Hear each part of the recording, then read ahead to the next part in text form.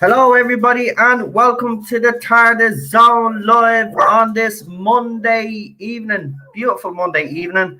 But of course, we can't do anything because we've got to stay indoors. Unfortunately, there's still a few out there. It's on deaf ears. You know, Gardaí here have had to tell people to go home because some people still don't get it. That, when you're told to stay indoors, you have to stay indoors. We're going to have Rabbi guesting with me. I have actually sent Rabbi the link, so I'm just waiting on him. I'll just give him a quick text there, just to make sure that he got it. But we have some Doctor Who news anyway. Firstly, I might as well, before Rabbi comes on, Peter Capaldi apparently has written a little note for the fans ahead of the viewing, the tweet along of Heaven Sent. Oh,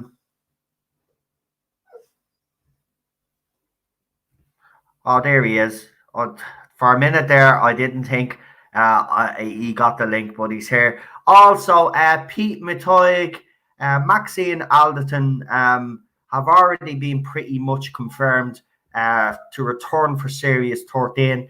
And shock horror, Chris Chibnall hasn't learned his lessons, as we spoke about with Rabbi briefly last night. Ed Hyam, the man behind probably two of the worst episodes of Doctor Who, especially in the New Who era, is going to get a chance to write a third episode. But let's bring on our guest tonight, and it's a Rabbi from another planet. How are you, Hello. Have you got your coffee? I just drank it, so I'm all ready to go. Right. What else? There was something else. I missed the first thing you said about the Capaldi. Yeah, Peter Capaldi apparently has written a note ahead of the Heaven Sent tweet along. Obviously, he's not going to be part of the tweet along, but Stephen Moffat will be making an appearance. But apparently, Emily Cook has said that Peter Capaldi has written something, and she will obviously give further details the day of the. She will obviously drop it, I say, an hour before the tweet along. You know what? I just realised it's tonight Jewish holiday tomorrow night, so I'm not going to be watching it. For Obama, what can you do? Yeah, I don't know if I'm watching it. Sacrifices you make for the good Lord. I just don't know if I'm watching it yet myself. I'll see. I think you need a bit of healing time. This is not like Moffat. Heaven Sent is full on as hard Moffat as you can possibly get. It is. It's a very it is. This story is probably one of my favorites, I have to say. It's just straight after the Doctor just loses Clara. Well, he thinks he's lost Clara. And then he does that whole ridiculous, stupid thing in the next episode, but we won't go there. But also, interesting news has surfaced. This has been flying around Twitter quite a bit the last couple of days. I've obviously checked into it, but we did report it on this channel, and it was reported on IMDb, and then it was taken down, right? But I showed you on a video. The Sea Devils were supposed to be in Series 12, and they were taken out of Series 12. Now, the rumor is they were either supposed to be in Praxius or Orphan 55, but the Sea Devils were definitely supposed to appear in Series 12. Right? What? It makes much more sense for Praxis. It does, because everybody thought when we seen that image, it looked like a Sea Devil. You know what it was? They ran out of money. That's what it was. Yeah. So they weren't included. So that's something else for you to sink your teeth into as well, folks. So let's talk about, obviously, I haven't mentioned the whole Moffat writing about. I mean, look, me and Rabbi do have different opinions on it. I mean, we could sit here and we could debate it all night. We're not going to get anywhere. He's still going to have his opinion on it. Right now, I just don't see any justification why Moffat is doing what he's doing. But I'm willing to wait and see what happens. There's no point of getting into a debate over this because I'll tell you why. People in the chat then, it's like taking sides, and I don't want that shit, to be honest with you. Right, yeah. At the end of the day, Honestly, it shouldn't be about taking said sides. everything we're going to say. We're just going to be going round in circles. Exactly, and I don't want to be going around in circles. Look, at the end of the day, we'll all see where Moffat lays his cards in the next few weeks anyway, because it's going to be interesting to see what happens. If this is him trying to get his job back, I mean, why would he come out with an interview then saying that he's not, he ran out. See, here's the thing that annoys me, right? He's coming out and saying he's ran out of ideas, right? But yet he's writing short stories. And if you look at them, and I'm looking at them objectively here, right? But writing standard compared to anything that Chris Chibnall has given us. They're pretty good, aren't they? Moffat is still miles ahead of him when it comes to Doctor Who. Moffat will always be miles ahead of him. I just wish, if this is a blatant takeover, right? If this is what he's trying to do to take over, I wish he'd do it a lot faster than what he's doing it, because I'm telling you right now, he's putting me through the ringer here. I'm already being put through the ringer with this series. I don't need this crap right now. Right now, I need hope. A lot of Doctor Who. Where do you hear that theory? That sounds crazy. Yeah. I don't think that's what's going on at all. No. Do you know what? Here's the thing. Nobody knows. I was told at the start. I was told by the sources. As I said, this was the source that gave me the information, the spy file. So that's why I was thinking, well, this has to be pretty much accurate. But what I was told was, after the time this children, Moffat and RTD apparently were outraged. And apparently Moffat went as far as to go and actually talk to someone in the BBC, went to Piers Wenger and had it out with him. Right? He is not happy. Right? This is what I was told. But then when you see what he's doing lately, it kind of contradicts what he's doing. So I know someone said to me last night, and it is true, Moffat does play both sides, and he has always played both sides. But this is not the time, and I'm sorry. Maybe it's because Series 12 has broke me, but I'm a lot harsher now. But this is not the time for games. If you want to take over the show, just come out. If you have to stab Chibnall in the back, I know we won't do it because... no. I'm not sure. I don't think this is what's going on, but it's a plausible explanation. He could be laying the groundwork for it to be a very friendly handover to minimize embarrassment to Chibnall. By showing how good friends they are. Even worse about this though, Rabbi, right? Here's the thing that pisses me off. He got Chibnall drunk. He said this. This is common knowledge. They went for this big piss up do, right? It was after Moffat had finished his run. All the writers kind of get together. Chibnall is obviously his mate. He was there. And all Jordan and I, he says it in an interview, all Jordan and I, he was asking Chibnall to take over. Listen, you're taking the reins after I've left now. You're taking the reins. You're the man to take it. And he kept saying, no, they got him pissed drunk. He said he only accepted after they got him pissed drunk. Well, if that's the case, Chibnall was right. Chibnall knew his limitations. I know. If that's the case, he was absolutely right, and he should never have taken the job. And then it was put in that bloody position. Look, if that is the case, then Moffat needs to have Chibnall's back. Yeah, I know. That's what I mean. Maybe that's what it is. I do agree with you. I've been thinking about this the last few hours. Obviously, after what you said and a couple of other people said, I still haven't changed my position as much, but I'm willing to wait and see what he does. For me, he is the only man that can actually save this shit show, but I just wish, instead of doing the way he's going about it is kind of, right now it's killing me, right? I wish he was going about a different way, but if this is the way that he's going about and at the end game is that he takes over from Chibnall, well, then all is forgiven. All is forgiven. Exactly. Yeah, exactly. but the thing about it is, I'm not sure, and this is what's killing me. I was given information.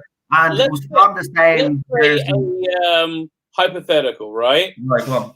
Okay, let's say you're Moffat, and you can make the deal. You can take back Doctor Who, right? Yeah. You can run it, but you got to keep Jodie. What do you do with that? Easy. Yeah. They didn't specify how long you keep Jodie for. So what I would do is in the Force say, you know, they've done it before. Don't regenerate her at the start of the season, but regenerate her halfway through. Get a new doctor in, bang, Bob's your uncle, done. I've kept my part of the bargain. I kept her for half a season. There you go. She done her 3 years. See you later. Your contract is up. New doctor in, bang. Okay, well, if Jodie stays under Moffat, we don't know what we're going to get, though. That's the thing. Because he might be able to up her game. He might be able to give her that spark. I doubt it very much. Listen, the first thing they need to do is change the stupid outfit. They got to drop that costume. She looks ridiculous in it, mate. She looks so stupid. Okay, I'm saying she looks stupid, and I'm looking at not one, not two, but 3 Colin Baker Doctor Who action figures on my shelf right now in the 3 different versions of the costume. Listen, Colin Baker's costume is still as bad.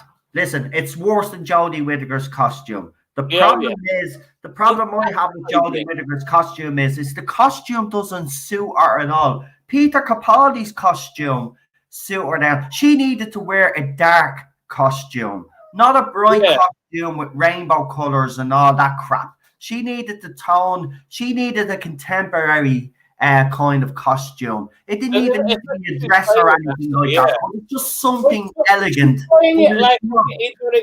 She's playing it like a children's entertainer. Yeah. Turns up at the party, you know. So it kind of fits that way, I guess. Oh God, I hate her so much. I just can't stand her. But look, we will never know. Here's the thing, though. And I will defend her on this, right? And it's not very often I do defend Jodie Whittaker on this channel. But I will say one thing. We will never truly know what a Jodie Whittaker doctor would have been like because Chris Chibnall is incompetent. We don't know what Jodie Whittaker would have been like with a competent director, competent writers. We don't know. Now, listen, she may have failed miserably, right? She may have failed miserably, but it's at least then we would have known what the problem is, right? This is a I'm going to take a guess. Because she's such a brainless SJW, you know, she's so into Greta Thunberg, and she's just so stupid, okay? Yeah, everything. She's not smart, okay, like Chibnall. But that's really the bottom line. I realized this a few days ago. The bottom line with Chibnall is he's not evil. He's just really stupid. This is him working to the best of his abilities. He really is. He's working flat out, and he's just awful. You know, feel bad for him. But like every SJW, she would be terrible, and then she'll blame everybody else because she was awful. That's the most likely thing. I just want to say something. It never normally happens, but I'm just delighted that he's actually back online. Ballstrek is actually live right now. I shouldn't be really telling you because you're all probably feck off and go to his channel, but but seriously, I can't actually believe it. And Heel versus Babyface is live as well. Right, wow. It's a busy night. Let's see, but that's the different kind of selections that you have on YouTube. It's brilliant. I love YouTube because there's so many different. But if I wasn't live now, I'd be over watching the lads. The two of them, I'd be watching both at the same time. Like exactly. Yeah. You know what's really great? You know, just like us, he's like, you know, us geeky people, we have like a lot of good choices of what to watch all the time. YouTube. Everybody, no matter what type of person you are, you have a choice of like 2 or 3 things you can watch at any time. Now, listen, I want to talk about something a little bit positive because I am criticised on this channel, right? And I got a bit of criticism on the doctor. Yeah, I've seen your channel. It's a disgrace, right? And I was like, okay, fair enough if that's what you think, because I'm I'm defending Doctor Who, and I expect Doctor Who to be a certain standard. That's fine, fair enough. But I do want to talk about something positive. So, because he is my favorite Doctor, the New Who era, and it's Peter Capaldi. Now, I know he's not coming back for this Heaven Sent watch along. He probably didn't get enough notice, but he has taken the time to write some, or maybe it's too. I don't know. Do you know what? I just want to say something before I get into the positivity. I have to say something negative here, and it is negative because this is Peter Capaldi, right? Now, this is Heaven Sent. This is probably, to me, now I don't know what you guys actually think, but I think it's probably one of the best Doctor Who stories ever written, right? It's the crowning achievement. Yeah, of Moffat. Yeah, and Moffat really did. I have to give it to him, right? But here's the thing, right? This is Peter Capaldi, right? This is a doctor that thinks, unfortunately, that he's hated in this fandom, and he does believe that. Believe it or not, Bolstrek went and met him before all this disaster kicked off. It was last year, actually. Bolstrek went, got a photograph and all taken with him. And Bolstrek told him what all of us fans say all the time: we want you to know that you're loved in the fandom. And he was really taken back by that because he honestly does believe that this fandom hates him. And I want him to go on Twitter because I want them to see that that's not the outpouring of love that he yes, was. Exactly. And that's the one thing that I think the reason why that's a negative thing, I don't think that's Peter Capaldi not wanting to do this.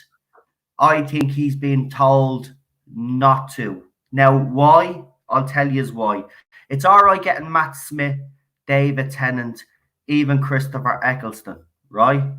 Because their doctors were a few years back. Peter Capaldi is the recent doctor, just right. Obviously, Jodie Whittaker is right after him. It would show up the BBC for starters, and it would show up Jodie Whittaker's doctor. Right, exactly. That's why I think he's just doing this. No, because trust me, if Peter Capaldi is isolated with the rest of us, right? He's at home twiddling his thumbs like the rest of us, yeah? Or he's doing whatever to keep himself busy, right? Everybody that goes to any of these conventions or Comic Cons that Peter Capaldi has ever been involved in tells about the nice stories, how he stays back to greet the fans. He will sign autographs even for them for nothing. He will take photographs outside with them. He has written letters personally to fans, right? This is a guy that will do absolutely anything, right? There's no way that he would not be doing this. He's not doing this because I bet you he has been told not to do this. And that's the one negativity I have from it. Because this would be amazing. This would. Peter Capaldi coming on Twitter and the fan reaction towards him. It sounds likely what you're saying. Would be epic. It would be epic. His name would be trending. It would be an embarrassment. Jumped up with a £2 super chat, says hashtag RIP Doctor Who. They also sent me another super chat there, which I seen there. Hold on, where is it? It's another £2 super chat. Where are the positive YouTubers then? Says Jumped Up. I have to tell you, I really hope at some point they do a Jodie watch along, like an official one with Jodie Whittaker there. Could you imagine? You just get open field to say whatever you want. No, but here's the thing. I wouldn't be nasty to her. But I would love to ask her a couple of questions. Yeah, I mean, I would actually ask her what was her motivation for taking the role, because I think that would be a very interesting question to get a response from. It'd be very interesting response to hear what Jodie Whittaker's motivation was.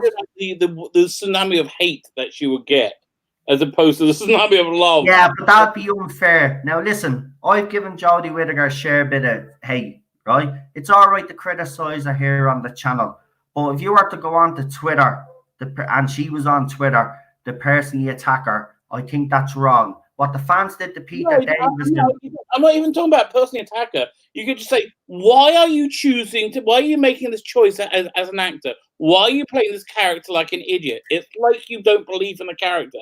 It's like you think this is a children's TV, like a children's TV entertainer. I would ask her that. It's a fair question. You can ask her a fair question about her performance. No, I agree. I think if you kept it to those type of things, yes. Yeah, no, I'm not just slagging off, but like it's always much better to have. Well, look, but Rabbi, you know as well as I do, right? That there would be a fan that just that they don't care, right? Listen, I, as you know, everybody was there that night, right? The Timeless Children panel, right? You've all seen how bad I got, right? Now there'll be fans. There was fans like that, like me, right? There was many of them, right? Now, with me, I'm able to keep a bit of. I know where to draw the line. I wouldn't personally go after Jodie Whittaker if she was on Twitter. You know, I would do what you do. But there is fans that are in an emotional state like me that wouldn't give a shit about that. And they would personally attack her. Oh, yeah, nobody do that. Yeah, and so this is why she will never come on to Twitter. She will never do it on Twitter. What will probably happen is they'll probably do it by video, right? And then she'll have a load of moderators there, and the comments will be approved. We'll be fed. We'll be fed by BBC personnel and approved. Yeah, and approved. Yeah. Exactly. That's how they'll do it if they're going to do it. Oh, we're after giving them the idea now. Shit. Say Tardis copyright Tardis always can't use that. We came up with that. If you use that, we know you owe me money. No. Everything coming out for them is a lie. That's the thing about it.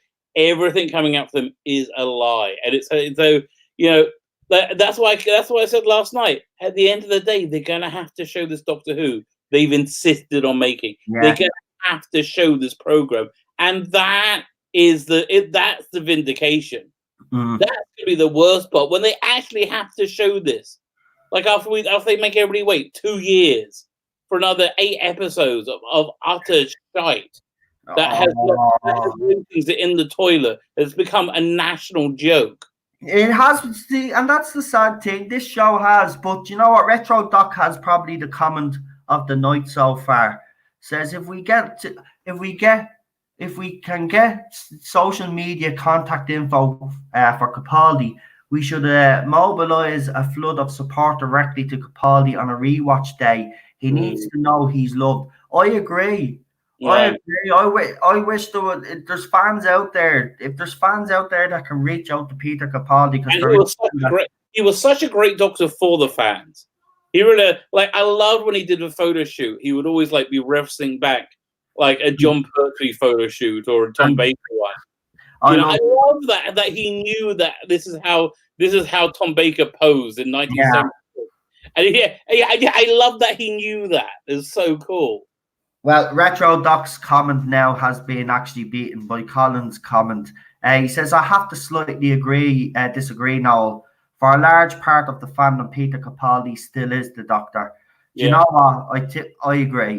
I agree. He is. He never... That's what I said. I always say he is the last Doctor. So as far as I'm concerned, he never regenerated. So yes, you make a valid point there. You know what? And that's why I really enjoyed that big. Oh, by the way, pro Jodie fan, the usual tried to bait me into the fact that it's because the Doctor is a woman. I says no, actually it isn't.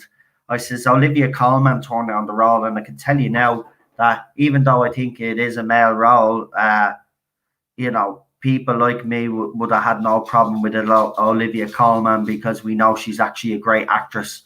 I says if you're gonna if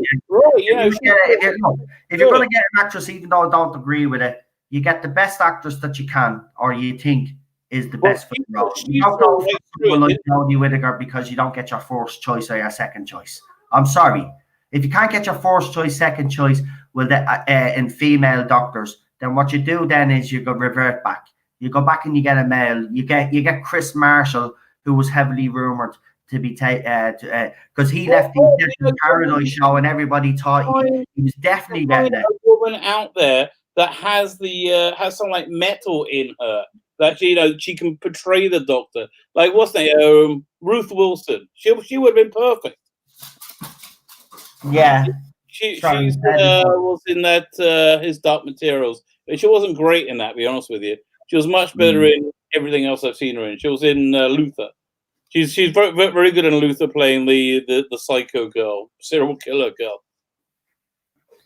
So I don't know. You can't obviously watch the Heaven Sent, so we'll do one of our own anyway. We'll watch Heaven Sent anyway. But I don't know if any of you are gonna watch, but I'll definitely look out for that Peter Capaldi. No, and if I get it, I'll throw it up on the channel so you can all see it. Talking comics with Gorminators here. Nice to see you. I haven't seen you in a while, pal. Nice to see you back. I hope you're keeping well, and actually, I hope that goes for you all. I hope everybody is keeping well and everybody is doing what they have to do to stay alive, as they say. It's actually quite weird that it's becoming a normal thing for me to say, stay safe and keep yourself alive, but that's the reality of the situation that we face right now. In 2 or 3 weeks' time, Ireland will know if we got it right or wrong, apparently, so we will know if this country got it right or wrong. But yeah, we're getting to that point now. So we'll just have to wait and see. Hopefully, fingers crossed, but the numbers are not looking great. That's all I have to say. Yeah, and apparently, if Cheryl was telling me that I think we ordered some, what was it, ventilators or something, and we didn't pay for them. Something like that. Yeah, something that we ordered some ventilators or something, and the Irish government never paid for them, so we're not getting them until we pay for them, basically. You know? So, typical in Ireland. We just have to mess things up. But there you go. Intro is the absolute opposite. I told you. Well, here's the thing: it's not a funny situation. Though I know I'm laughing, and I shouldn't really be laughing, but the fact that the Irish government thought they could get these ventilators and not pay for them straight. You have to pay for them up front. You know what I mean? Nobody's going to give you them because nobody's going to know economies are going to be even around. So they want their money now. Right. Exactly. Yes. Yeah, I know. Equipment, money up front, please. Yeah, no, I understand that.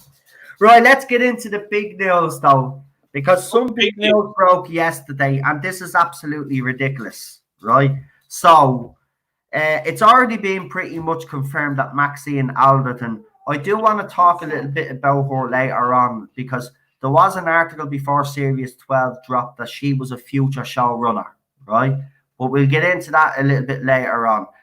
Pete Mitoig, he's also being drafted in. Now, a lot of people have said out of all the team of writers that Chris Chibnall has, he is, and Maxine Alderton, in their opinion, are the best of a bad bunch. But the biggest story of all is Chris Chibnall clearly does not understand the audience, right? Or the media, because It Takes You Away was slammed, if you remember. People didn't understand even the ending, right? Then we got Orphan 55, right? These are both written by the same guy, Ed Heim, who is coming back to write another story for Series 13. So for all those fans out there, and I'll say it again, that say Chris Chibnall will eventually get it right. Well, if you're hiring the same writers that have written the worst episodes, you're not learning your lesson, right? Okay. He hasn't adjusted after 2 years. He's not going to work out. Ed Heim is the anti-Robert Holmes. He's like the anti-factor, like the mirror opposite of him.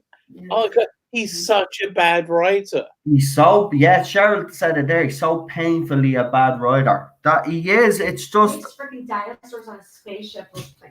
He does make dinosaurs on a spaceship look Oscar worthy. You're right. And I hate that story.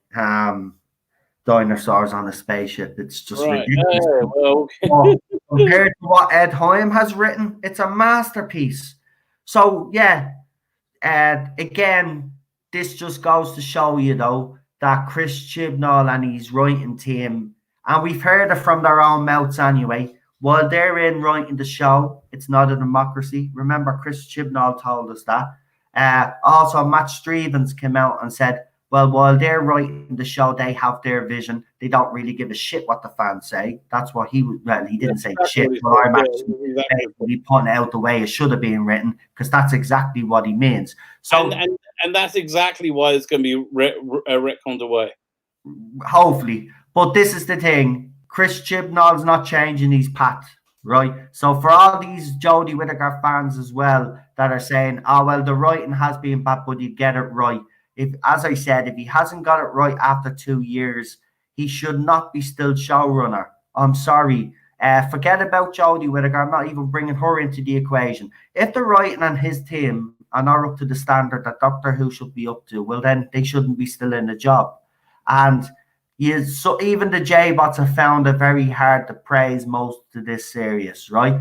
They have overhyped certain episodes, and the episodes that they think are good, they say they're brilliant. They overhype them because they've nothing to grab onto anymore, right? Even this whole argument that YouTubers are still having about Jodie Whittaker's this era's ratings being better than Peter Capaldi's. Your numbers don't stack up anymore. Actually, wrong in every metric whatsoever. I know, you're wrong. Your numbers don't stack up anymore. Right. The AI, you look at the overnights, as I said, the 28-day consolidated figures, they're all down. As I said last night, and this is a fact, from Series 11, from the very first episode, The Woman Who Fell to Earth, until the very last episode of Series 12, The Timeless Children, 68% of either the fandom or the general audience walked away. 68%. Over 50% of your audience walked away, had enough. And these people are still going around and saying that this shows a success. Like they actually ran from it. Yes, they did. And we still have people saying that this show and this era is a success.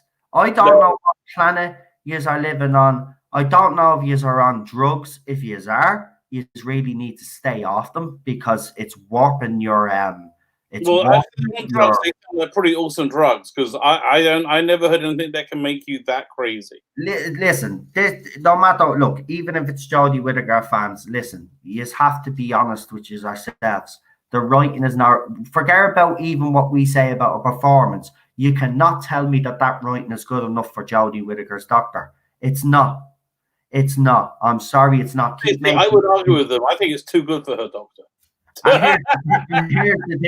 Here's the thing that's even laughable is that you have people saying, oh, when she's serious. Now, we did say during the panels herself, when she did some of the serious acting, she wasn't too bad.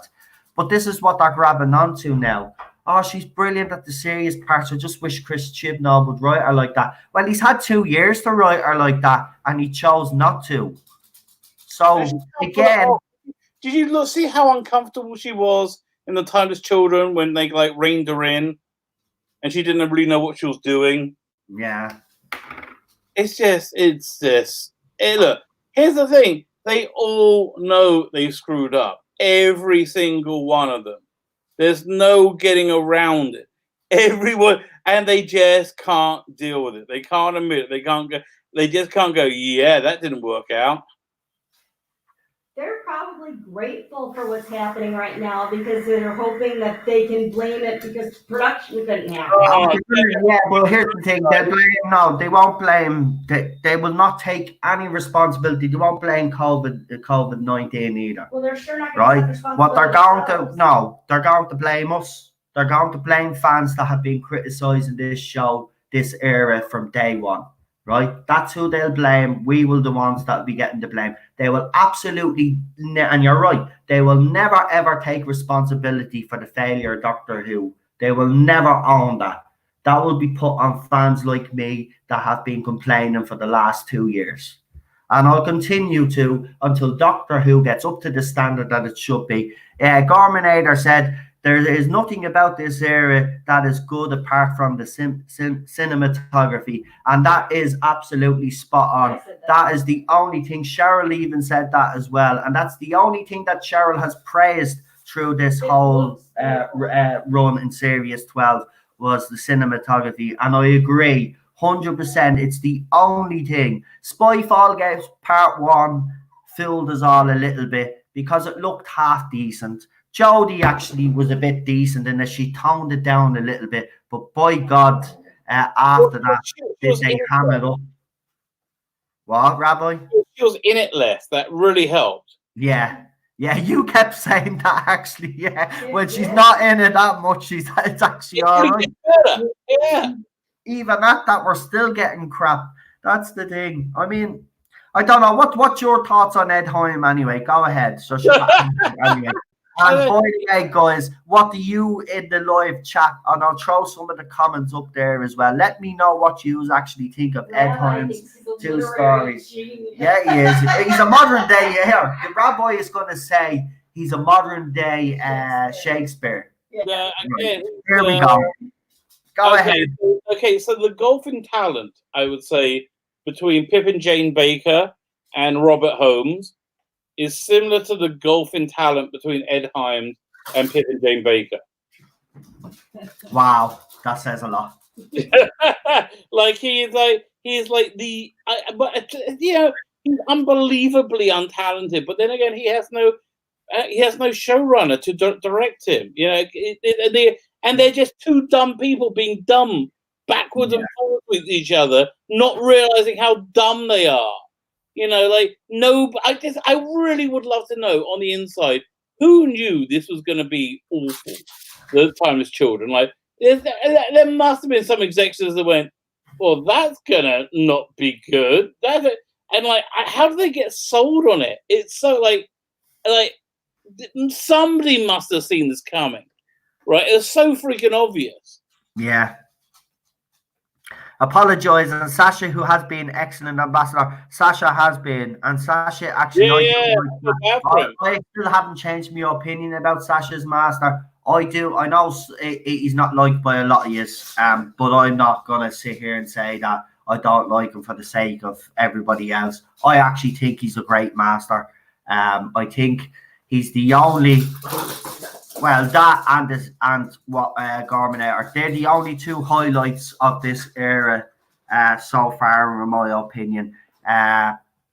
You know, I don't think he's a great master, but I think his enthusiasm for the role wins me over. Yeah, but you know what? It's tainted already because of what his master has been written to do. So, I mean. And I don't like the fact that he's in the faceless ones. If you're gonna put masters, insert masters into the classic era, I believe you should use the classic masters. So it should have been Roger Delgado and Anthony Ainsley on that wanted poster. It shouldn't have been Sasha. But this is just Chris Chibnall inserting his own little bit of narrative into it. Now, I did end up watching the faceless ones and overlooked it because the actual story itself. I mean, you really got to look to see it. Listen, I want to say something, Rob, because you were telling me to watch it. I watched it. I have to say it's probably one of the better animation stories that I've actually watched. I actually really, really enjoyed it. Actually, do you know what I did at first? I watched the animated versions that you gave me, right? Right. And then I did something clever, right? Because you also sent me the footage ones, the ones that the remaining footage ones.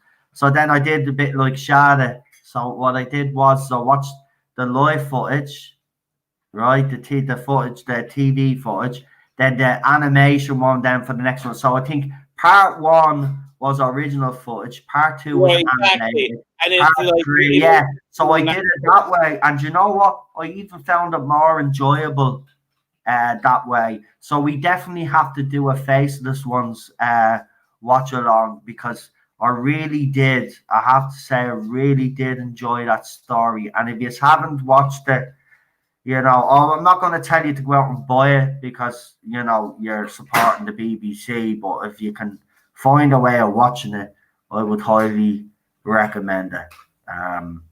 But yeah, I think Anthony Ainsley, because someone tried to get me out on that, right? They tried to call me out as racist. And I says, no, that's not the problem. It's not. How is that racist? Because they do. Because Sasha is the first master that happens to be Indian English, and for some reason, because I say that he shouldn't be in the classic era, I'm a racist. The reason why he shouldn't be in the classic era because he's a new Who doctor, and they actually overlooked another classic doctor just to put Sasha in. There wasn't another classic master. Do you know what I mean? So if you're going to do that, put the two wanted posters of the two classic masters in a classic bloody story. That's it. It's nothing to do with his race. I think Sasha is actually one of the best masters that we've had, to be honest. I was the only one that was actually praising him on this channel at one stage because people weren't sure when they first seen him. But I straight away said it. I said, this is going to be one of the best masters that we ever get. He's a total lunatic. And he proved to be a lunatic. Look the way he was written. I mean, you'd want to be a sick bastard to kill Time Lords and put them into Cybermen. Think about it. Yeah, no, absolutely. And even though I don't like that story thread, it still doesn't make any sense.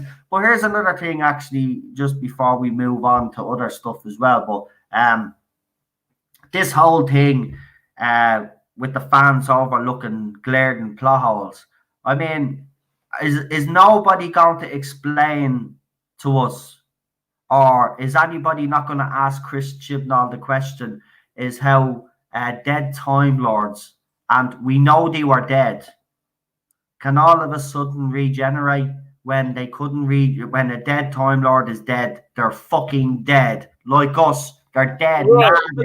There's so many massive plot holes. Like, again, why was there that barrier, that portal at the end of the universe? Yeah. To escape through, to Gallifrey. Like, how did that work? Was the entire human race destroyed?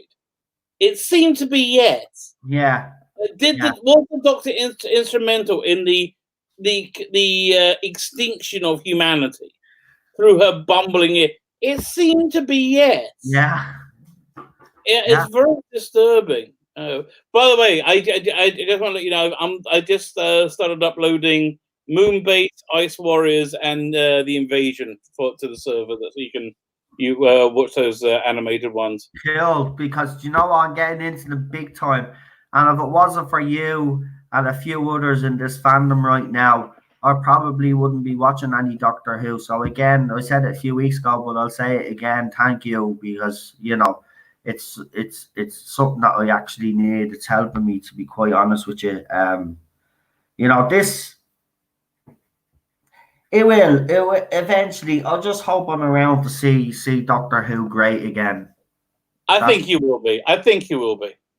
So I hope I am. It'll be. Yeah, I think it might be. I think if this is the era that I go out on, you know, it'd be a bad one. But yeah, look, Sasha and the cinematography. Yeah, the only thing that we can positively say that was actually good about you know, and I won't support the BBC. Why should I support the BBC? Jump Top just put that in there. I'll tell you why I won't support the BBC. Right, the BBC back in the day kept hidden that there was a couple of paedophiles running rampant in their organization. A lot more than that. They covered up other stuff as well, which is only recent. Which some of it has only recently come to light. BBC are probably one of the most corrupt organizations out there. What keeps them ticking over is the license fee. Now, actually, that was something I wanted to bring up. So, BBC have introduced something. I have to find the article there. But apparently people are, during this COVID-19 business. Now, I could say COVID-19 because apparently YouTube say now that your videos won't be demonetized once you start spewing crap, but you can use the term COVID-19. So that's why I keep using COVID-19, because we haven't been able to say it and it sounds great. But anyway, during this crisis, so some people have decided that they're going to get rid of their TV license because, with good conscience, they can't support the BBC because they're biased, and not only are they biased, but they've done some shady shit in their time, right? And because of all of that shady shit, they had to introduce the strategy inclusion crap that we have. And that's why we've got Doctor Who. And if you look at Doctor Who, you will see that the amount of white people that actually are in Doctor Who has actually decreased, while the characters of different nationalities have increased. It's not a balance, right? You can clearly see it on the screen. Now, you look at Series 12, look at most of the characters, the bad guys, the villains that are in it. Tell me what skin color they are. Yeah, that's kind of last year they were all white males. This year, have a look. Have a look. It's so obvious they have an agenda, right? Even people saying that they don't have an agenda. Look at Series 11, but especially Series 12 was perfect propaganda piece for all those shills, right? Perfect for them, right? Keep them happy, right? That's why 68% of your audience left, right? And here's the thing. I had one fan tell me, listen, just go with your negativity. I says, right, fair enough. I says, enjoy the show while it lasts. And he says, well, it has a worldwide audience. I says, yeah, it has a worldwide audience. The whole 3 million of you in the UK. Yeah, oh my God. And in America. I said, I says, you need us fans to keep this show alive. That's the reality of the situation. But for 2 years, you have been telling us that this fandom and this show isn't for us anymore. Well, you got your wish, right? 68% has walked away. You got your wish, right? And when Series 13 comes, right, 68%, that's going to go up to 75% at least by Series End. And Doctor Who will be taken off the air. And it won't be my fault, Rabbi's fault, or anybody in the live chat here, or any other YouTuber that has thousands of followers, right, that actually agree with their opinions, right? The bottom line is that he's pissed us off for 2 years. He's got what he's wanted. Yous will be to blame for taking this show down, not us. You should have listened to us in the first place. You didn't. We told you that Chris Chibnall was a hack. We told you that casting Jodie Whittaker was the wrong thing to do. Then when you start bringing in these writers, then they were picked apart. You were warned. And this is what you get, right? So you can wallow in yous are fake Who, right? You can celebrate it. It won't be around for much longer. And it'll be down to you little knobheads, not down to us. And then when Doctor Who finally does come back, and when BBC actually do cop on, and they actually say, oh shit, we have to write for the fans, right? Then Doctor Who will flourish again. Doctor Who will flourish again. Well, I think it will take a lot on their behalf to win me back and others like me back, because I'm not just going to come back in a heartbeat because it has the name Doctor Who. If that show is not up to a certain standard, I won't ever come back. It's as simple as that. I've had enough of this here. I've had 2 years of this shit. Me and Rabbi and others have said through 2 years of this bullshit, and it hasn't improved. Years, and you keep telling us it'll get better. Trust us. Chris Chibnall's the greatest writer. His team of writers are the greatest writers. Go and pull the other one. What drugs are you on? And all you Jodie shields, you even know that it's not good enough. I'm not even saying if you come out against Chris Chibnall, you aren't coming out against Jodie Whittaker. You are coming out against an incompetent showrunner. You know who they really lost? Like, who they needed to worry about losing were the people like me, that are newer people that were open and willing to embrace the changes, and now are like, can't be asked. Yeah, and there was a lot. I remember, Rabbi, I don't know if you do, but there was a lot of fans like Cheryl that were like not as militant as me, that were, okay, we'll see what Jodie is like first before we say I was totally open-minded to her. Yeah, and you know what? I wasn't that forced. Cheryl will tell you. It was only up until the very last week of before Series 11 aired. I said I would, and I sat there and I watched it because I swore I wouldn't watch it. And you ruined it for me. And then Cheryl did the whole girly thing when she said the doctor's speech, and that drove me mad because Cheryl actually liked the first episode. Yeah. I mean, the first episode wasn't bad. Nothing really happened. You couldn't really see where they were going with it. You couldn't really tell what her doctor was like yet, and it was like it could have gone either way. Yeah. You have a point. You still. But okay, this is how much she's alienated me. I was positive. I was on board. I was happy from the day. It wasn't even at Arachnids in the UK. I went, this is terrible. I even gave him that. I said, you could have a bad episode 1 week. Fine. It was. I started to realize it the week after the conundrum. Yeah. And then it went downhill, and until like 2 or 3 weeks later. So now it's alienated me so much from being on board and positive and ready for them for that I've made my own YouTube channel screaming about it. That's how much they alienated me. It's weird, right? So I seen an article on Twitter about BBC. Apparently, they were trying to pull a fast one because, as I said, people wanted to cancel their TV license, especially during this whole. Because people are sitting at home now can actually see how shit BBC are and how biased they are. This is why I have a problem that anybody that does support the BBC. At the end of the day, as I said, they've done a lot of dodgy crap, and their news media is supposed to be balanced. Nothing about BBC News. You could even say even Sky News. There's nothing balanced about those news organisations. And not only that, they've actually been criticised by Ofcom as well for that. So even the regulator that regulates the TV actually have criticised the BBC. So this is not me saying this because I hate the BBC.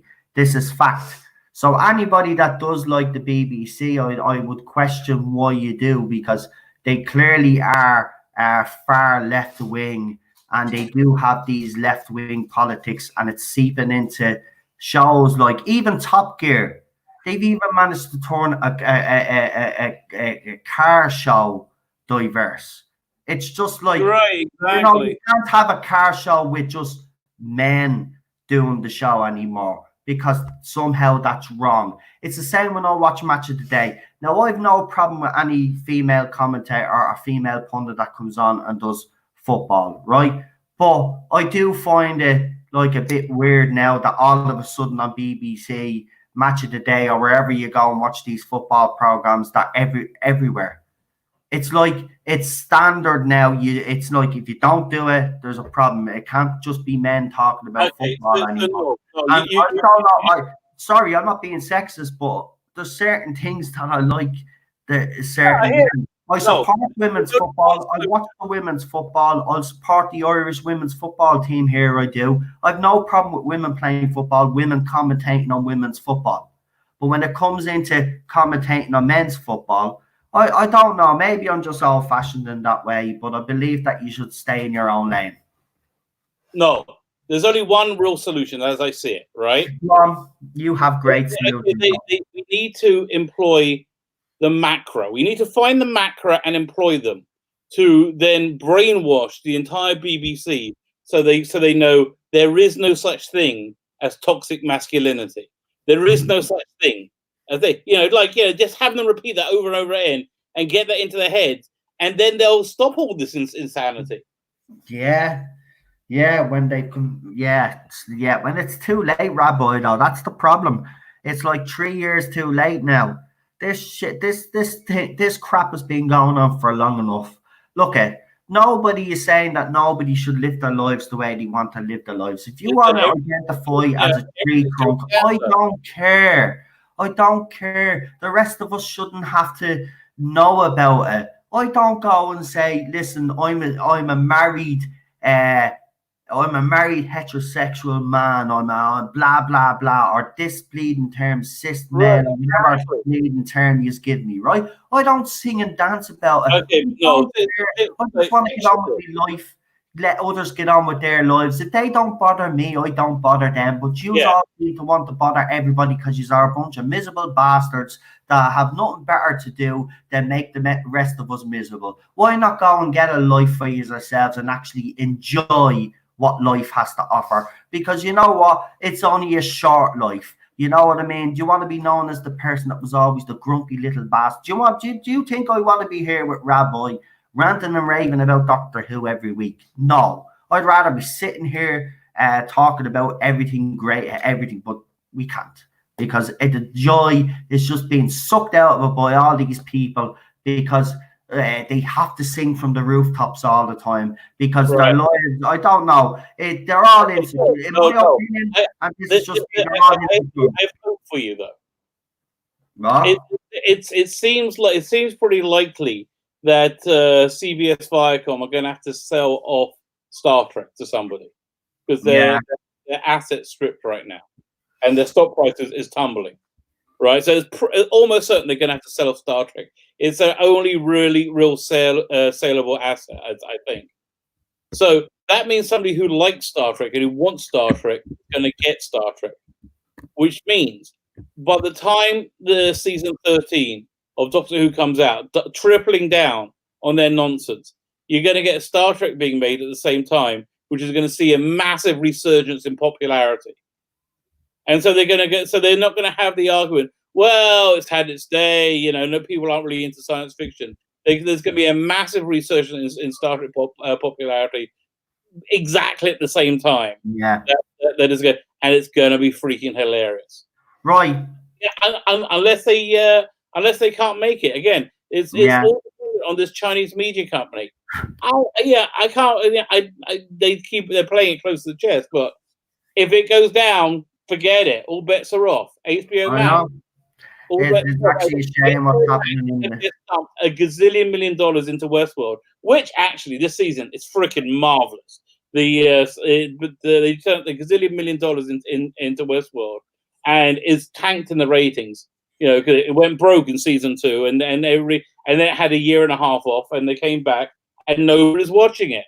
See, this is the thing BBC should understand, though. This is the problem.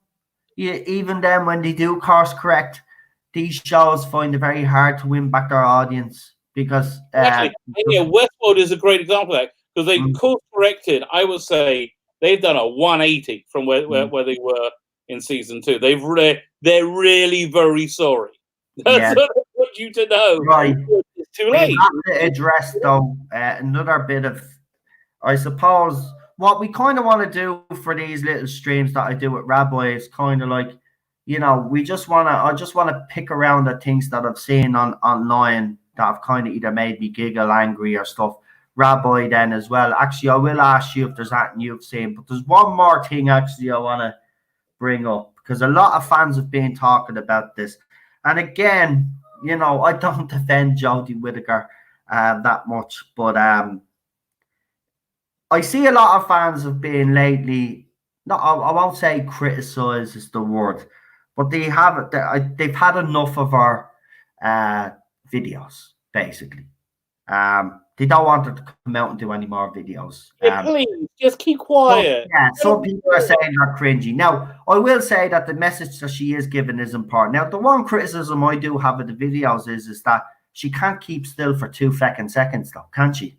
So, I mean, she does look like she's on an asset or something. She's definitely on something, man. Because that could be. But no, the message she's giving is moronic. This is messages is aimed at for children by people who don't have children. Children are going to be irritated and bored by these videos. Interesting though. How many people have actually watched this video? They don't know what children are.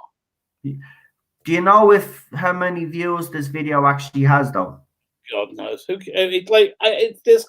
My video, it probably got more views.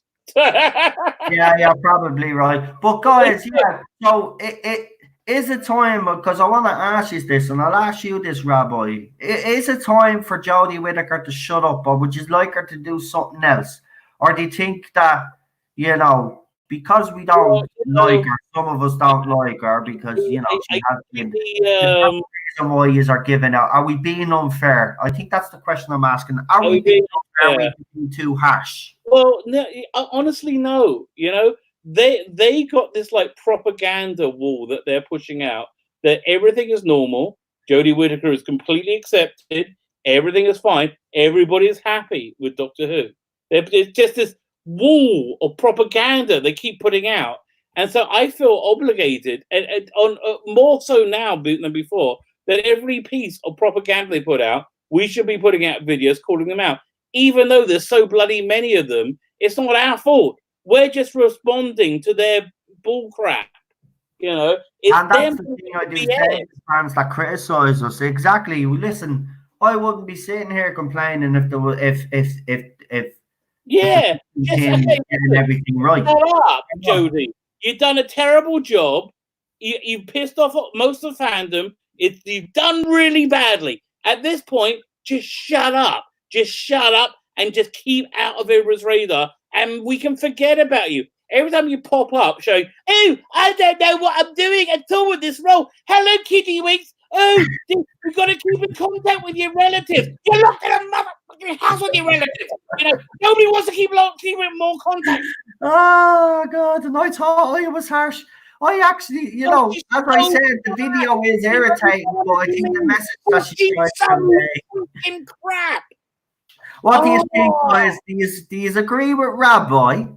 Or I'm not saying do you agree with me, because I still think she is irritating in the video, but I do think the message that she's trying to convey. Okay, I do agree with Rabbi. It's not aimed at us. It definitely is aimed at the kids. It's aimed at kids. Do you think she should be doing these type of messages for the kids? Because some kids are, well, I'd say most kids today are pretty sensitive souls. Sure, they all win medals now because you can't leave a kid out just in case they have a nervous breakdown or something. So kids doing that would urinate on the screen to show their contempt. Oh, God. No, the kids love watching. I see, that'll be funny. Get a bunch of 6-year-old. We can't do it because of COVID-19. Jump Top. He says, my mother and brother love EastEnders and the One Show, so please don't get rid of the BBC. Look, nobody's asking for the BBC to be get rid of, right? 100%. We want BBC to be still around, but not the way that they're being run now. BBC do need to change. You could still have shows like the One Show. You could, we just want to get rid of the BBC. Political, and they should be. We want the BBC. We want diversity. We want more than one way of looking at the world. Exactly. Right now, and they don't practice what they preach. They tell us to be diverse, but they don't do themselves. They've only got one way of thinking. Diversity that they will not allow in the BBC. Yeah. That diversity that they gatekeep out the entire industry. We want diversity, and we need diversity, because without diversity, we can't have unity. And by the way, the two shows I said the two shows that you mentioned there, I used to love EastEnders back in the day, and I used to watch the One Show up until recently. It's just something that doesn't appeal to me anymore. I just, maybe because I'm older, the One Show just doesn't appeal to me anymore. But I used to watch that. Nobody wants the BBC to go away. They just want the political side. They just need to be. BBC is supposed to be neutral, right? In any argument, they're supposed to be neutral, right? They're supposed to show both sides of an argument. They don't do that with their news media. They have been criticised by Ofcom. I'm just telling you, check that out. That's fact.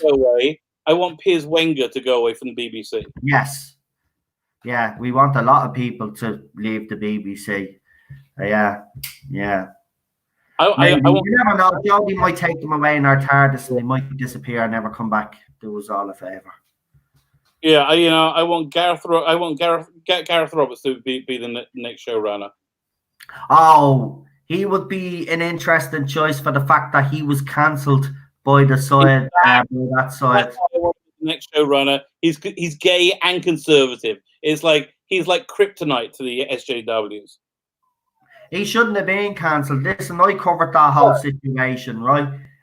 This all came about because tweets that he had written up 3 years ago had been actually pointed. They were dug out and found, right? They were dug out and found. So someone went back through his timeline, found these tweets, and used them.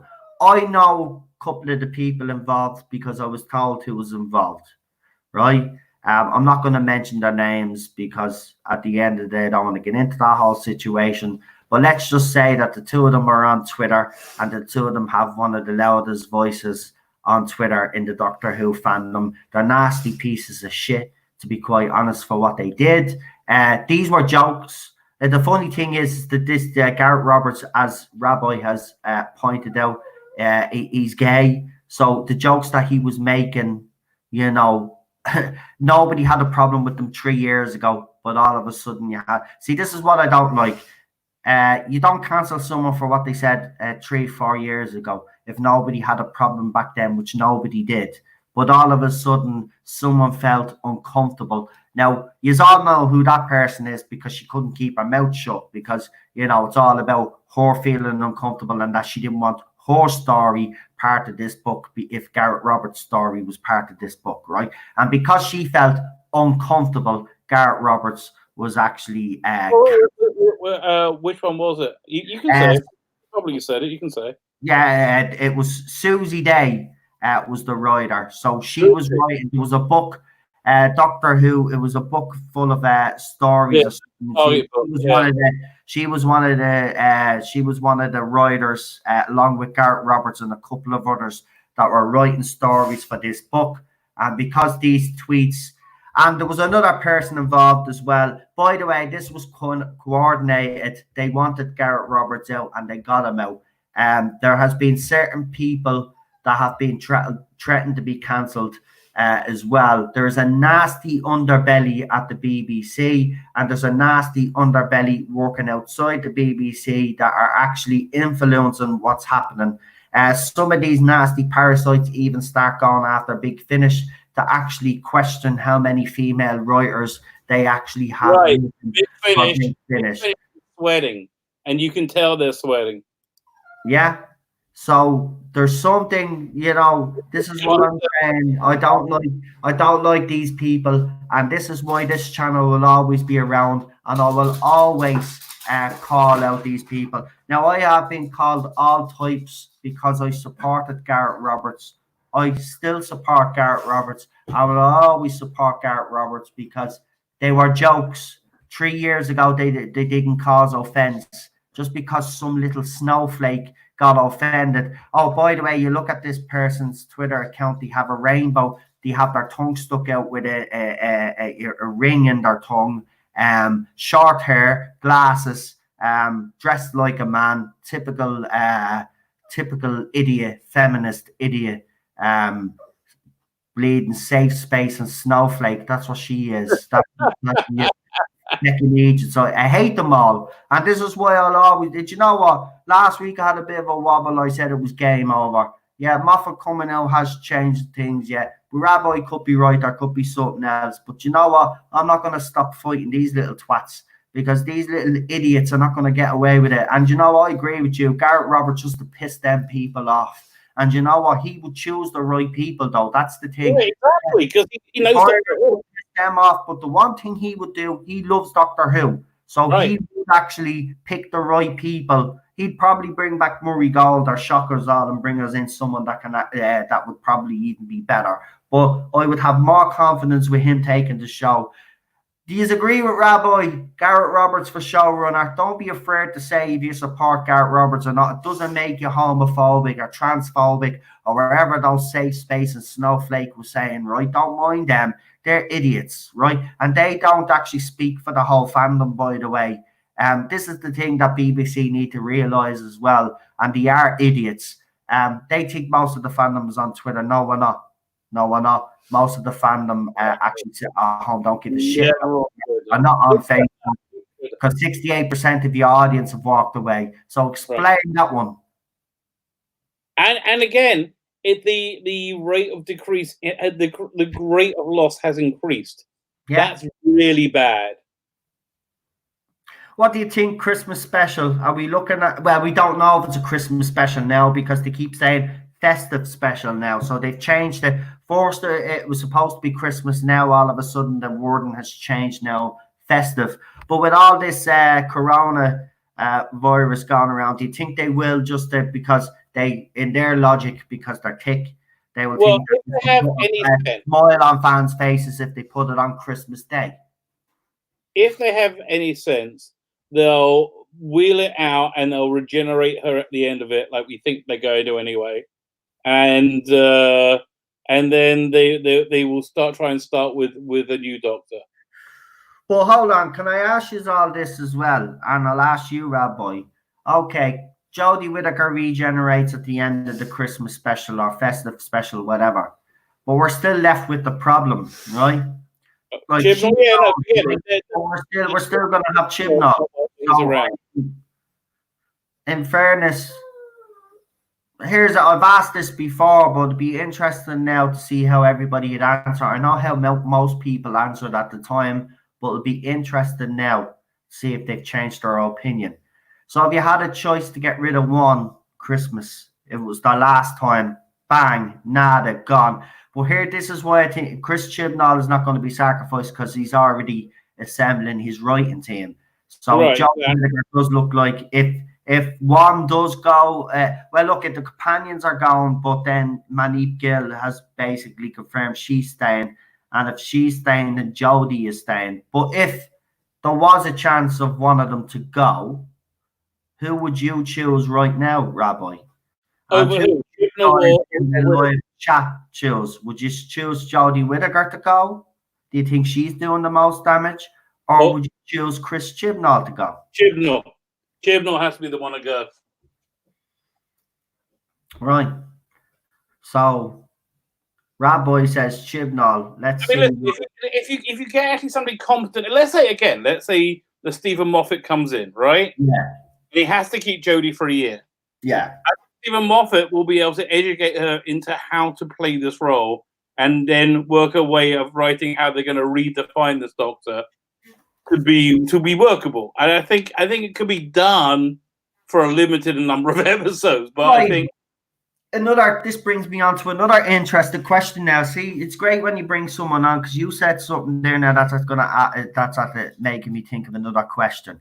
So here's the question, and it goes for all of you in the live chat as well, right? So with that said, that he could educate Jodie Whittaker on how to play this role. If by some miracle she was able to do a complete 180, right? And she actually acted out of her skin and became a great doctor during Series 13, right? Now, and the writing, obviously, it's Moffat writing on his team, so we know the writing is going to be to a certain standard, right? Would fans be able then to get behind Whittaker's Doctor, or do you think the damage has already been done? Can Jodie Whittaker win around any of you guys if Moffat was to come on board and she was to do a complete 180? Now, it is a hypothetical question, right? So you will be giving me a hypothetical answer. So don't be afraid to answer either. So Rabbi, I will ask you first. If she was to do that complete 180, was up, I'm a big believer that anything is possible if somebody has the will to do it. I just don't think it's possible I don't think she's ever going to have the will to do it because it means some introspection and saying admitting that she got it wrong. So I don't think she can do it. I think theoretically she could, but it's going to take the world is so tainted. The amount of effort it will take to fix this mess is even if you had a really fantastic season, you still wouldn't really trust it. I mean, remember when The Mandalorian was on, right? And when you were watching it, you were tensed every episode Yeah, everybody, was thinking when is this gonna go wrong? Exactly, no. Right. So, like, you need a good 3 years of her on track before you could relax. So, Well, I just don't see it as being possible or probable in any way, shape, or form. Well, a lot of people in the live chat agree with you as well. John says you can't polish a turd. That's right. And Lee, I will address that comment now in a minute. I'll pour it up on the screen, but not yet. I just want to read the rest of the comments, but I do want to address that one because that's an interesting one. Me and Rabbi have different opinions on this, but I think we will agree on this one now in a minute. They need to start over, says some people. Glenn Edwards says Winslet simply does not have the ability to play the Doctor, no matter how good the scripts are. In fact, better scripts would only highlight her shortcomings even more. Interesting comments there. By the way, you all know my opinion, but I'm just for tonight. I'm gonna try to be, as you've noticed, I've tried to be slightly different on this stream. I don't want to just basically, but we will get to Lee's comment there. And a lot of people say it's too late. So Lee says Moffat has already stated that he's run out of ideas. Now, this is an interesting comment, and I'll tell you why. Moffat has not run out of ideas. That's bullshit. He's just been charming. Now, I'll tell you why. He's written 2 short stories, okay, for Doctor Who recently. So and by the way, he wrote a line in Neil Gaiman's Rory little video. So Moffat is highly engaged right now at writing for Doctor Who. Stephen Moffat has not run out of ideas from Doctor Who. This is just Stephen Moffat using the same line that he used when he left. He has not run out of ideas. Moffat has actually had a break from Doctor Who. He would be streaming with ideas. Trust me, this guy has ideas coming out of his ears, but he has to hold back. Now, maybe Rabbi is right and others are right saying that this is Moffat lately, having little digs at Chibnall and basically showing them up, and this could be a power play. I've also been given information by the same source that gave me the information for Spyfall that this is all manufactured, these tweet-alongs, that this is all Moffat trying to get his job back. He wants to take a hostile takeover. I just had an interesting thought. A more likely case scenario would be that they would want Moffat to come on as some kind of executive producer to show Chibnall to keep him to make sure he doesn't go off the rails. Yeah, but the thing about it is though, Chibnall's not going to accept that, because that'd be embarrassing to him, because then that'd be him actually admitting. Yeah, but if they're all bloody wrong, and he won't admit that. Come on, he's not going to admit that. Sure, he's not going to playing again for the 22nd year in a row. Give us the worst episode. Okay, that's the role he would have. But then you just spin it that he's had such a good time working on it, and he's had such a good time working on Jodie's Doctor with Chibnall, and Chibnall has such a good time working with Moffat. He's convinced him to come on to work on the series, and it's a very friendly thing. Right, just a recap on the news, because someone has asked. Right, just to let you know, right, this is just going to be news that some people have already heard, and this is news that obviously some people haven't seen the articles or anything. So we're just repeating old news. This isn't actually new news, if you know what I mean. When I do new news or breaking news on anything that I get, you will know. This is just me and Rabbi talking about things that have happened online on articles, or we've seen on Twitter, Facebook, that have, that's worth talking about. So just to give a recap anyway, Peter Capaldi has written a short little note to the fans ahead of the Heaven Sent tweet along live watch along that all the fans have been doing. Peter Capaldi himself won't be there tweeting. Me and Rabbi did speak about it earlier on. I had an interesting theory on why that is. Also, Ed Heim, who has written probably 2 of the worst episodes in Doctor Who's history, It Takes You Away, that terrible CGI frog, and Orphan 55 is slated to return for Series 13. So Chris Chibnall hasn't learned his lesson. Maxine Alderton and Pete Mateague, or it's Pete Mateague. I think it's Pete Mateague. I'll just say Pete Mateague. They've been basically confirmed as well. So he's bringing back the old writing team. So it was worth talking about. So that's the type of Doctor Who news that we're going to be talking about. Also, Jodie Whittaker did another video. Some fans are saying that she should just shut up now. So we've been getting fans' opinions on that as well.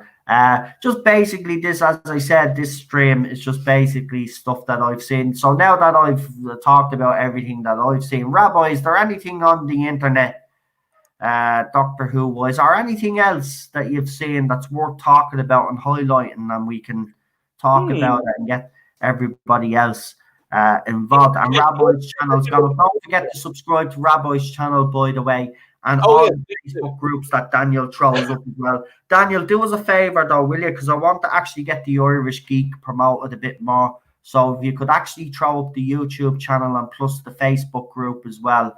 And if you haven't subscribed to the Irish Geek, please do, because me and Rabbi will be on that channel as well, doing movie watch-alongs, because we've got, we've got The Time Machine, we've got War of the Worlds. Someone mentioned the old Westworld movie. We'll definitely do that. I'd be on for that 100%. That Westworld movie is actually epic. I love that movie. We'll be doing TV shows as well. We'll still be doing the Doctor Who watch-alongs on this channel. But for other stuff, because the other channel will be active, go over and subscribe as well. So you subscribe. And don't forget to subscribe to Rabbi's channel. Don't forget he had a competition last night. He'll remind you again before. That's what we should have done. That's what we'll do as well when we bring you on. Remind people actually what it is and what the hashtag is. The complete dossier. So it's got both versions of the movie, Apocalypse Now Redux and the original one. I prefer the original one myself. If you want to know what Apocalypse Now is or more about it, go to my channel, because I just put up a review of it today. It's one of my favorite movies of all time. It's probably it's a great movie. 3 movies. I really, really love it. So all you need to do to win it is go to my channel, subscribe, and then leave the comment Panama Red. Panama Red. That's and all the Panama Red. Hashtag Panama Red. And if you, it's all the instructions are in all my videos. I put the instructions in. Also in the video notes is a link to download an audio Doctor Who story starring Nicholas Briggs, and also there's a link to Peter Capaldi's charity that he did a really cool video for about 2 or 3 weeks ago. So all these things in the video notes. Oh, and by the way, as well, if he read out the list of winners last night on the panel, but Rabbi, if there's any chance, if you could put that in the link description as well, the list of winners that have already won, because you said someone got in touch with you. I got everyone's address apart from yours. Right. Was it Ben? Typical. Today, and I got to get in touch with Hamon Rai. What's his name? Chinaski. Other than that, I need yours and theirs, but I have everybody else is ready to go now. Okay, so typical. I'm last. Nicholas Horton with a £5 super chat says Chibnall doesn't want someone better than him writing for Doctor Who, but he's not even great. That's the thing. This guy has such a big ego, Nicholas. He thinks he's actually a great writer, and he's not. Look, I firmly do believe he got lucky. Now, listen, I'm not. You are going to be surprised about this, but there actually is one piece of work of Chris Chibnall's that I actually adore, because it's got to do with a football team that I support. Now, this is actually written and directed by Chris Chibnall.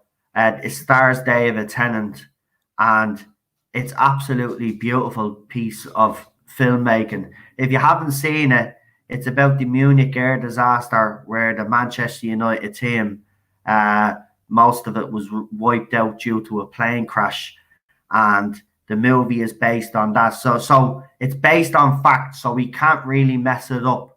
But when Chris Chibnall, as Rabbi has actually said, when the reins are reined in, when someone is looking at what he's doing, he seems to produce his best work. Now, that to me is not a showrunner for Doctor Who. If you're going to bring him in, you bring someone else in with him. It should have been a duo this time round. You don't bring Chris Chibnall in on his own. He needs someone there. He needs someone to actually kind of pull the reins and say, listen, I don't think you should go down this way. Listen, come on, we'll go down this way. This is a better idea. You know, persuade him to kind of go down that route. But he has nobody there. He's basically a kid that has won a ticket to a chocolate factory and goes in as a glutton and doesn't give a shit. Yeah, this is what Chris Chibnall, he's finally gotten the big prize. He doesn't exactly know what to do with it, but he'll do whatever he thinks is the right thing, even though he knows what he's doing is wrong. It's like the kid eating all that chocolate. They know it's the wrong thing to do, but they're going to keep doing it. That's what Chris Chibnall is like.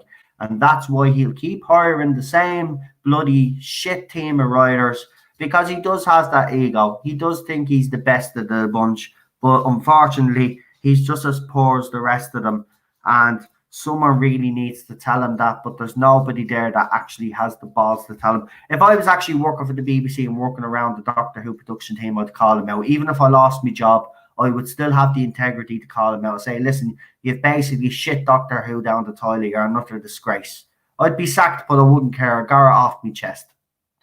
And then I'd go to the Sun newspaper or the Star and I'd tell my story. I'd say, listen, he's a twat. He hasn't got a clue what he's doing. I don't want your money. Give it to charity or something. I wouldn't even take the fee for the interview. I'd just do the interview just to expose him. But there's nobody there daring to do it. They're all afraid of him, apparently. So he obviously has this power. Because these contracts, he was very clever. He made sure that he was part of these big deals that were signed. So it's very hard for the BBC to shake him off. He's like that smell of shit, that you just can't get rid of, when your dog goes to the toilet. It really is, It's really so overstayed his welcome. If he had any sense, he would have got out at the end of season 12. You had your 2 years. He could have gone without losing face, sort of. He could have got out of it. Schmuck, but he is. He is. I just don't have any love for the man. He's just. Just his stupidity alone is enough. I know. I think I'm gonna have to go to bed in a minute. I'm getting running out of steam here. Right. Well, listen, no problem. Listen, sure, we'll an hour and a half. That's good. There's other YouTubers on as well, so they can go and everybody stayed here, which is absolutely fantastic. I think there was 36 years watching at one stage, which is brilliant considering that the channel's not on the featured and all stuff because of what's happening with YouTube. It's actually quite good. And actually, I've seen an increase now. My views, they're starting to increase a little bit because I think I've been off this channel for a week. People have actually missed listening to me random voice, which is good. Right. Well, be very humble. But Rabbi, before you go, I know you threw out a few videos today, but if you aren't coming up and coming during the week, and would you join me again during the week? I'm going to go over the Doctor Who magazine review of season 12. Right. Because they go, if you're gonna shill, we have to make fun of it. Well, I haven't seen that, so do you know what? I'll probably follow up with your video then with my own. Yeah, I haven't seen that, so I'll be interested to see what they've said. I can imagine. It is. Imagine. They do their best. They do their best. I can imagine.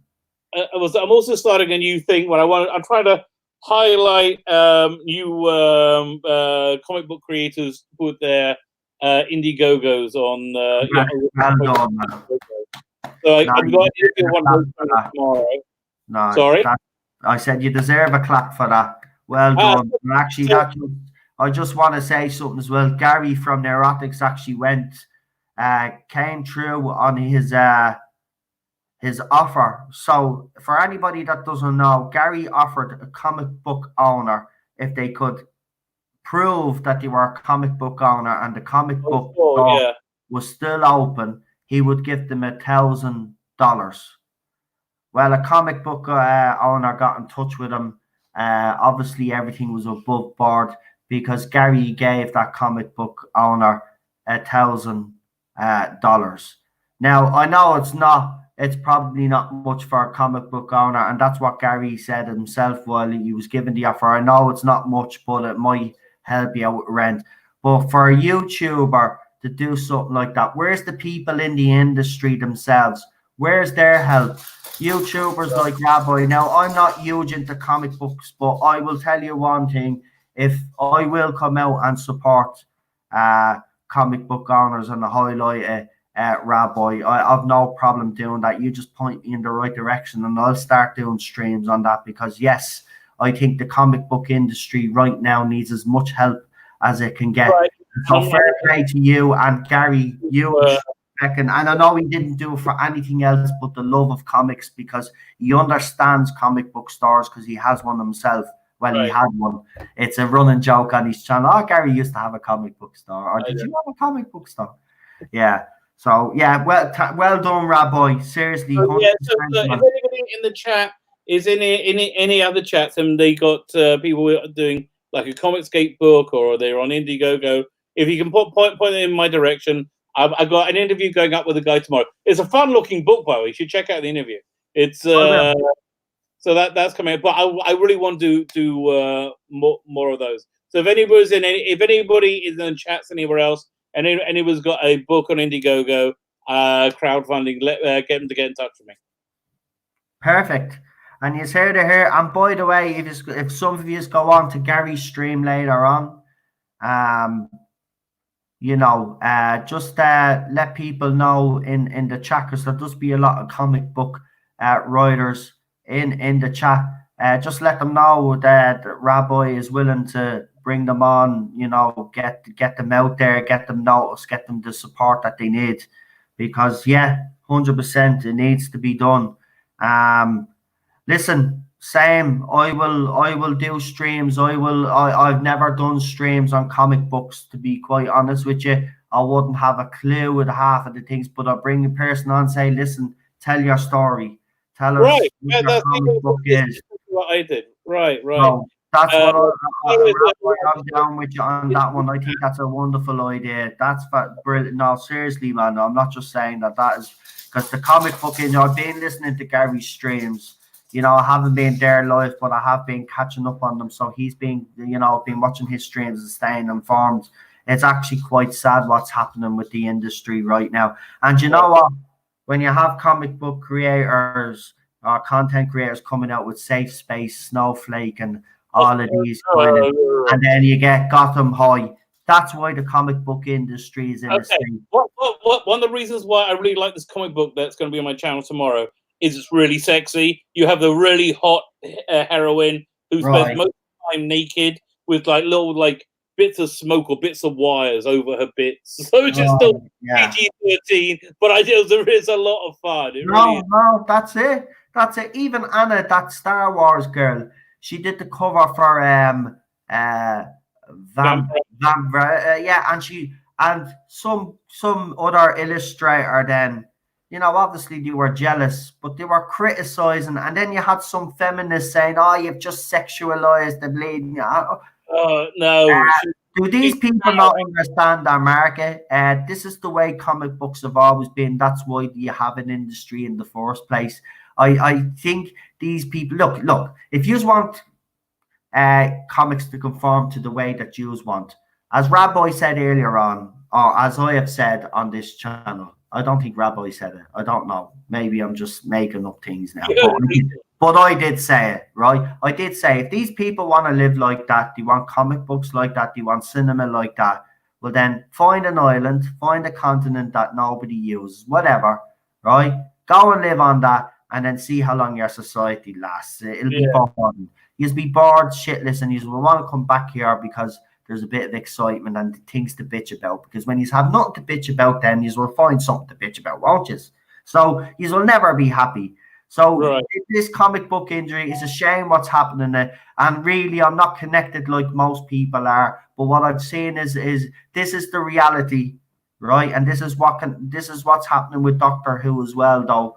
But Doctor Who can survive because it does have the money behind it. Unfortunately, comic book store owners, they need good quality comic books to survive. If they're not getting them, if they're getting comic books, as I said, like Safe Space and Snowflake or whatever the new Warriors, and then you've got Gotham High, well, then these comic book stores are not going to stay open. So, yes, Rabbi, brilliant what you're doing. I will fully, if there's anybody out there that writes any, as Rabbi has said, same situation, come to this channel, come to Rabbi's channel, Gary's channel. I'm sure Gary does it anyway. He highlights his all. We'll do the same. I'll do it. Do you know what? I'm on board. And you know what? When this crisis is over, I might start looking at all these little comics now and see if there's any that appeal to me.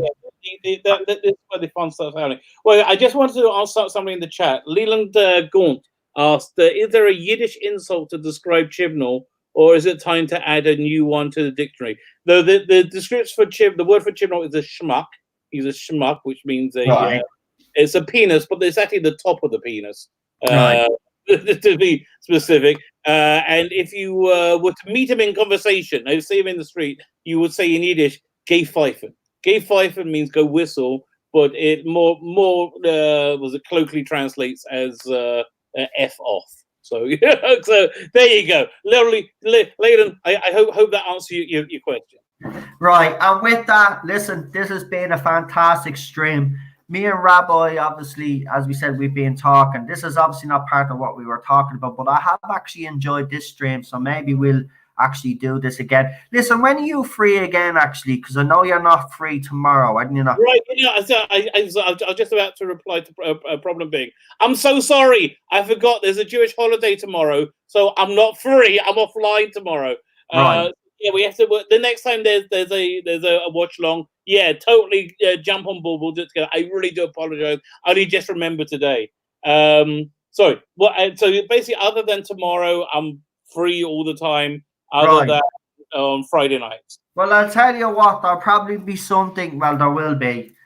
Wednesday, we will catch up on some more stuff in the fandom, more Doctor Who news. I'm sure there'll be some stupid article by some sure. They never fail to disappoint us. We'll have plenty to talk about. And you never know, in the meantime, Jodie Whittaker might annoy the hell out of you all and actually bring out another video. You never know. We will. We'll have Peter Capaldi letter and all to talk about, the little note that he wrote. And we'll have to watch along to talk about, see how the actual fans reacted on Twitter, how it trended and stuff. So we'll have plenty to actually talk about Wednesday. So you come back on Wednesday, yeah, same time, around 8 o'clock, 7:30, 8 o'clock, same time, yeah, Rabbi? Sounds good to me. Same bat time, same bat channel. No problem. Right, Rabbi, go on. I'll let you go, and then I'll say everybody. Night, I'm going to go. You too. Go on. Enjoy the rest of your night. Right, guys. Listen, I hope you have enjoyed the stream tonight. I certainly did. Thank you, Rabbi, for guesting. I really appreciate it. I hope you guys, as I said, have enjoyed the stream. Ted, obviously, just right at the end of the stream, has decided, hold on, I have to give him these balls so he stops scrying. But yeah, I actually enjoyed this stream. Me and Rabbi have been talking a lot about doing other stuff together as well. And as you said, we've got plenty of things going on. So we're here with you for as long as you are indoors.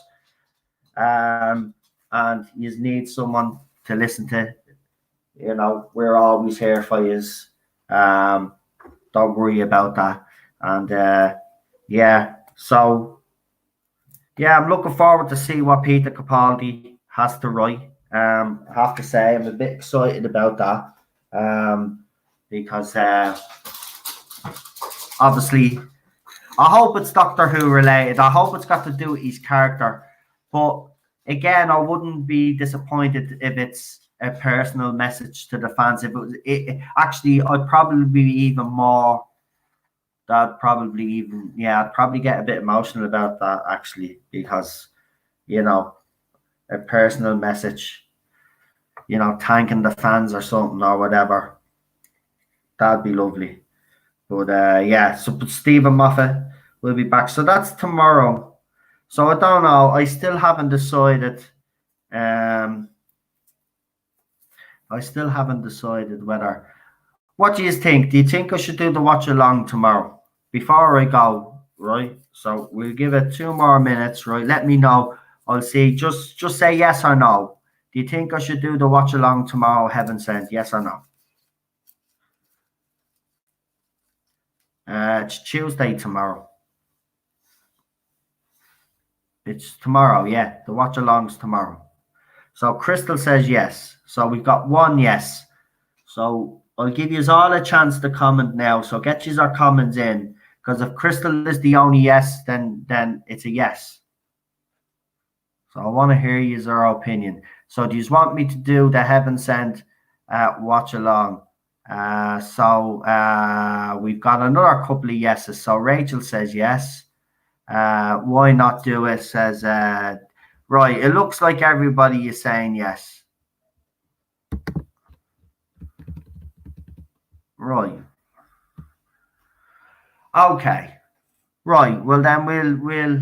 It looks like it's Tuesday's tomorrow. So it's tomorrow, isn't it? Tomorrow? Yeah, I'm getting confused now. It's tomorrow.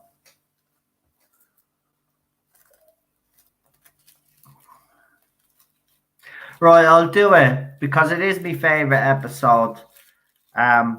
We'll do it on my channel. Do we have to officially do it at the time that they're doing it? Does people want me to do it at the official time so they could feel part of the whole lot? Or would you like me to do it, say, 10 minutes before they officially do it, so it's kind of our own thing?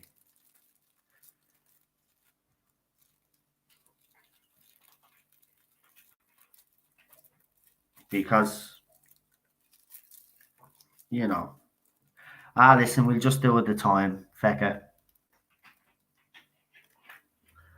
Right, well, I'll put the stream up an hour beforehand because I'll tell you why. Just in case Peter's yoke, I'll go live. We'll have a bit of a discussion before it starts. And just in case Peter does throw that note up, I can read it out live to you. If it's... Well, I'm pretty sure it's going to be in a video form, though, because they kind of put everything into video form, haven't they? So I probably won't be able to play it on the channel, but I'll be able to certainly read out what he has to say.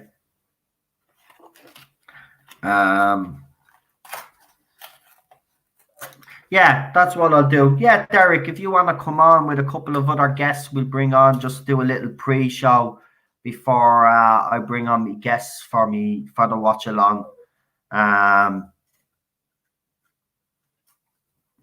a good idea, actually. So yeah, that's what we'll do. We'll do a little pre-show before the main show. Glenn, I got a copyright strike on this channel. I've been streaming on the Irish Geek, which is my second channel. A lot of I thought most people knew. I actually tried to get the message out there before it actually happened. But yeah, I've been live streaming on the Irish Geek. So if you haven't actually subscribed to that channel, please do, because me and Rabbi will be on that channel doing other reviews of movies and TV shows. And we'll be doing watch-alongs of other movies and TV shows. We did a 12 Monkey stream that didn't actually go quite to plan. That's how I got my copyright strike. So that's why I haven't been on this channel, but I have been streaming on the other channel. I knew some people probably thought I took a break or something.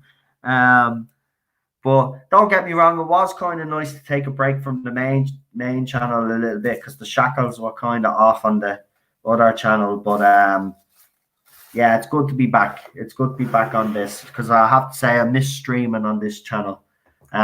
Even though like people were watching on the other channel as well. It was great. And the other channel is doing great. By the way, I want to thank the 100 and whatever subscribers I have now on the other channel. I really do actually appreciate it. But again, subscribe if you want those movie watch-alongs, movie reviews with me and Rabbi. And of course, if there's new movies that are coming out, obviously, you know, when all of this crisis, we will be, obviously there'll be movies that I'm looking forward to. So we'll review them. Rabbi will obviously be looking forward to movies. I'm assuming he'll do reviews on his channel as well, but I'm sure we'll have him on this channel, guesting as often as we can get him on, because I love having Rabbi on. And Daniel says, cheers for the stream. No problem. And Lee says, I'm up for the watch along. No problem, Lee. We will we having another watch along on when did we say we were doing another one? Actually, Starry-Eyed Girl, that's Sunday, isn't it? We have a watch along Sunday as well. We'll see what the story is anyway. We'll squeeze you in somewhere on one of them. I've just got loads of guests coming on now over the next couple of weeks, because obviously I haven't been on this channel in a week, so I'm kind of trying to make up for lost time, as they say. But that's it. I hope you have enjoyed this stream. Listen, I have as well. Thank you for the super chats tonight. Lee, listen, we will definitely get you in. I'm not messing. We'll definitely get you in. Actually, we'll see who's guesting tomorrow. I don't know who's guesting right now. I've sent out invites. If I don't get any word back off anybody, because you know things do pop up, then you're more than welcome tomorrow, right? But I'll keep in touch with you anyway, and I'll let you know early tomorrow what the story is anyway. I don't even know what time this watch along is actually. I think it's normal, isn't it? 7 o'clock. It might be a little bit earlier. Again, I'll let you know. But we'll be bringing on a few guests anyway, right? So it'll be cool. You'll get on at some stage. Trust me. I'm going to be bringing everybody on, because there'll be a lot to talk about over the next few weeks anyway. Because there's rumblings, you know. So this is going to be an interesting time. Remember, the festive special is still going to happen, because it's already been recorded and it's already done. So there is going to be stuff to talk about. So plenty. So thank you for joining me in the Rabbi. Thank you for the super chats. Thank you for everybody that has been modding for me. And thank you for everybody in the live chat that contributed tonight. I really, really appreciate everybody that came in to listen to me tonight. As I said, this is probably one of the funnest streams that I've had in a while. The other streams have felt a bit like, don't get me wrong, I'm not saying I haven't enjoyed them, but I felt a bit, took a lot out of me. And I just want to be able to sit back and relax and enjoy a stream, and I did tonight. So that's partly down to all you guys and the wonderful Rabbi. I tell you, Rabbi doing Jodie Whittaker impression was the highlight. I love that. Oh, yeah. Brilliant. Thank you all for joining me. Listen, I'll talk to you all tomorrow and then Wednesday. We've got plenty coming up. So I'll leave you with this. Good night. Stay safe. Look after yourselves. And as I said, talk to you very, very soon, as soon as I can actually get this to move down for me, because the computer always has to act up. But listen, good night. And as I said, stay safe.